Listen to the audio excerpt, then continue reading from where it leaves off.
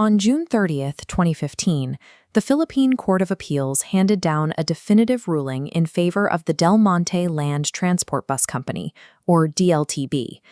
The court confirmed that DLTB had legally dismissed 3 of its employees for just cause. Yet, despite securing that victory on the merits of the case, the company was hit with a subsequent order from a labor arbiter. The order required DLTB to pay those exact same, legally dismissed employees their accrued reinstatement wages. The financial liability in this case was significant.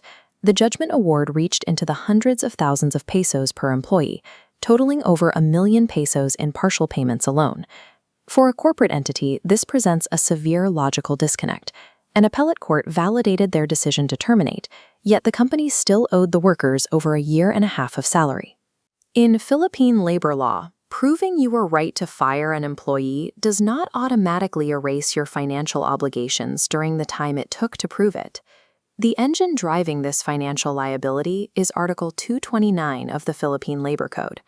This statute contains an immediate execution mandate. The moment a labor arbiter rules that a dismissal is illegal, the reinstatement aspect of that decision must be executed right away, regardless of any pending appeals filed by the employer. The law gives the employer exactly 2 options to comply. They must physically admit the employee back to work under their previous conditions, or place them on payroll reinstatement.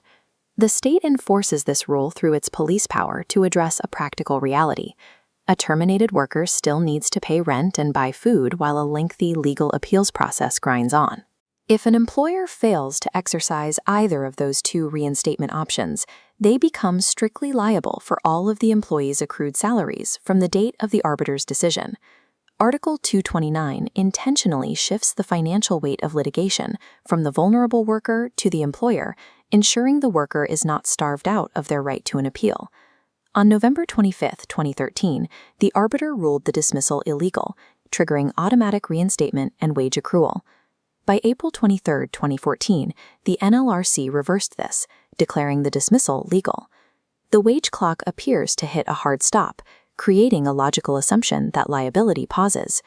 However, stopping payment the moment an appellate body rules in your favor is a corporate miscalculation that ignores the volatile nature of the appeals process. On October 31, 2014, the NLRC granted a reconsideration, reversing their April decision and reinstating the arbiter's ruling.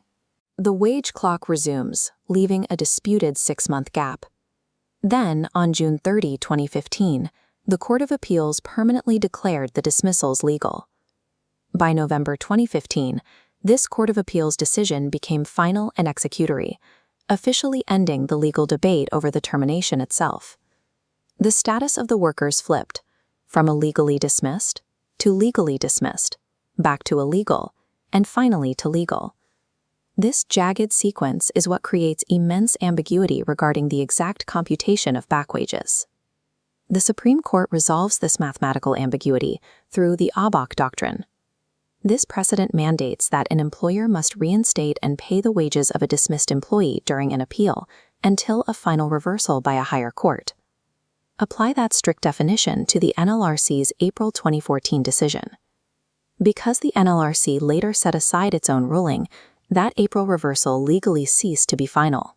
In contrast, the June 2015 Court of Appeals decision was never overturned. That cements it as the true, defining final reversal in this case. The Supreme Court concluded that because the April reversal wasn't final, the wage clock never legally stopped. The timeline fills in entirely, creating one continuous period of liability from November 2013 straight through to June 2015. An intermediate appellate victory does not toll wage accrual if that reversal is subsequently set aside. The jurisprudence provides a strict 2-part test for the one scenario where an employer might escape paying these continuous wages. To bar an employee from collecting accrued wages, there must be an actual delay in execution, and that delay must not be due to the employer's unjustified refusal to comply.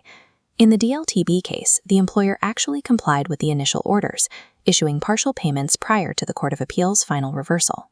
Because the employer met their obligations without unjustified delay, the court ruled the employees were fully entitled to retain the released funds covering that uninterrupted period. Prompt compliance with execution orders protects the employee's financial entitlement during the appeal, regardless of who ultimately wins the case. To resolve the exact financial fallout, the Supreme Court ordered the labor arbiter to recompute the math using an alias writ of execution. The arbiter must calculate the exact uninterrupted sum of wages owed from November 2013 to June 2015 and compare it against the amounts already garnished. If this continuous calculation is higher, DLTB pays the difference. If lower, the employer has a right to restitution. The final financial resolution hinges entirely on this strict mathematical comparison, dictated by the unbroken wage accrual timeline. The Supreme Court's ruling in DLTB v. Jaranila delivers a severe lesson for corporate defendants. Winning a termination case does not insulate a company from the procedural costs embedded in Article 229. Relying on a temporary appellate victory to halt payroll is a critical strategic error. In the judicial system, financial relief for the employer requires absolute structural finality. Until an appellate reversal is immune from being overturned, the employer's obligation to pay the worker remains active, unbroken, and strictly enforced.